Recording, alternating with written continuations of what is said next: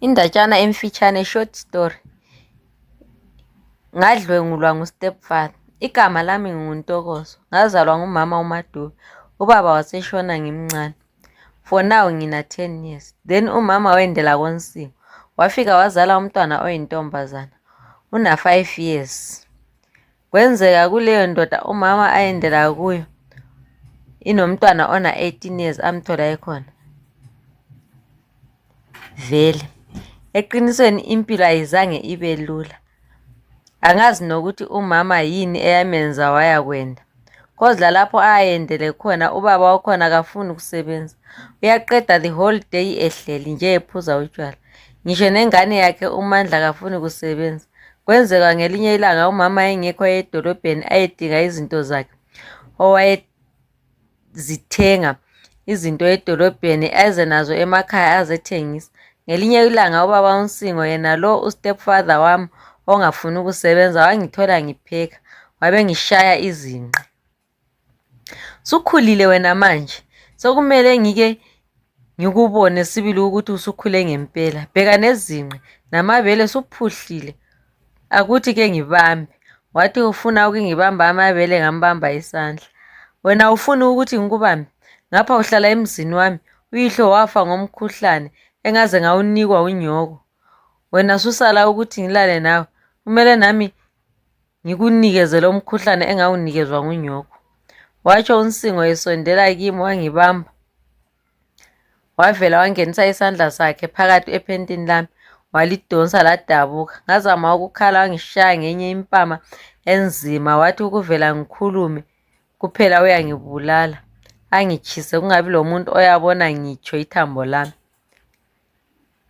Ngakukhulisa kanzima wena, ngikunikeza ukudla kwami usidla, nawe sokumele nami ngidle amandla ami.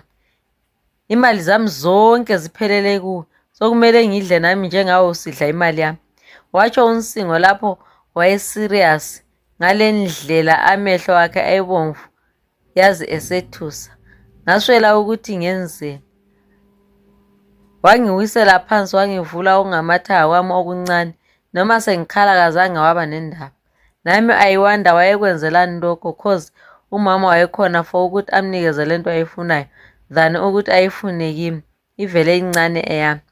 Khona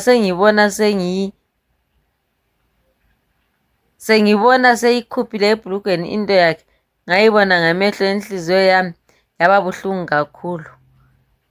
Ngadabuka phakathi ngaze ngafisa ukuthi kube kuyangena umuntu angisize, kodwa akula muntu owafikayo. Khona sengizwa ubuhlungu esefaka into yakhe, kwaba buhlungu kimi ngakhala ngale ndlela ebuhlungu kakhulu. Ngavala amathanga wami sengisizwa ubuhlungu njengoba wayefaka into yakhe.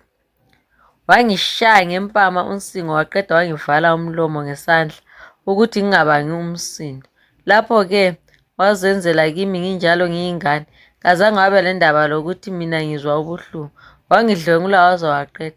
Ngathi ngivuka ngangigcwele igazi, sengisizwa ubuhlungu obunzima. Ukunyathela nje ngangingasakhona. Ukuvela nje utshele umuntu uzangazi kahle. Watsho ubaba u-stepfather engikhombe ngomunwe. Ngazwa ngimesaba ngale ndlela enzima. Phela umuntu engadlwengula ingane encane uyabe enesibindi sokuthi nokukubulala engakubulala. Kungabi indaba zalutho. Ngabuzwa ubuhlungu lela langa u-stepfather wami esebuthethe ubuntombi bami. Ngangingasazizwa ukuthi vele ngumuntu ngokuhlukumezeka komphefumulo wami nenyama. Ngazithulela wasuka wahamba uNsingo. Mina ngayohlala endlini yami, ngafika ngageza, kodwa kwakungagezeki cause ngangisizwa ubuhlungu obuserious. Ngapha legazi lalilokhe liphuma. Sengize ngihamba nzima.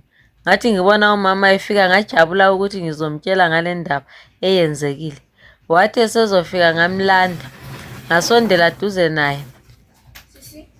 Ntokozo, yikho engakufundisa khona lokho ukuthi uhambe ulala nabafana? Wangibuza umama. Ngathi ngakaphenduli wangishaya ngempama eshisayo ngaya kuwa phansi ngomlomo. Ngavuka sengigave inhlabathi emlonyeni. Ngazwa indlebe zikhala. Kwangathi angisaboni kuhle emehlweni. Yangethusa leyo nto yokuthi sengilale nabaphi abafana cause umuntu owangidlwengulayo ngobaba. Ngangingabhekanga ukuthi umama wami angangicabangela leyo nto nokuthi wayesekuthethe phi lokho angazi. Sathi sisakhuluma njalo kwafika ubaba edakwe ephela umoya engakhoni nokuhamba. Madube, umntwana wakho lo ulichapha, uhamba lala labo bonke abafana. Kumanje ngimthole mina elele nomunye umfana ngamkhuza, kodwa kazange wangilalela. Watsho ubaba lapho ngazama mina ukuthi akulona iqiniso lelo. Ubaba nguye ongidlengulileyo. Kwaba sengathi ngiqamba amanga. Ntokozo, angiboni ukuthi uyihle ngakudlwengula. Uyabe esweleni sibili mina ngikhona. Uyabe esweleni. Wabuza umama lapho ngavela ngakhala ngaswela ukuthi ngizaphendula ngithini ngoba bonke abazange bangikholwa ukuthi ustepfather wami ungidlwengulile.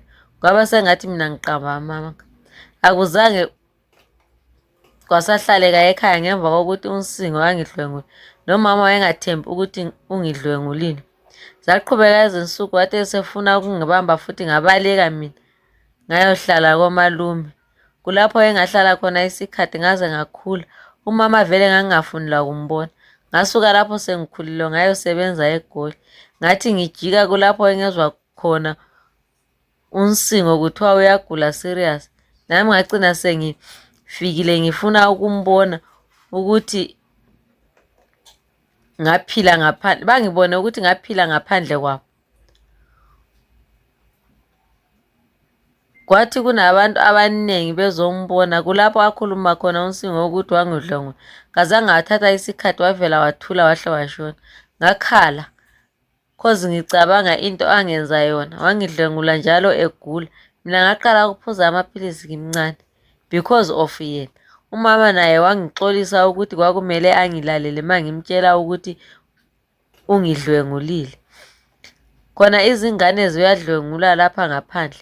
Kodwa zithi mazikhuluma abazali bangalaleli. Kubalulekile ukulalela izingane kulokho ezilitshela khona ukuze zisizakale uma kumele sizisize. The end isiphetho.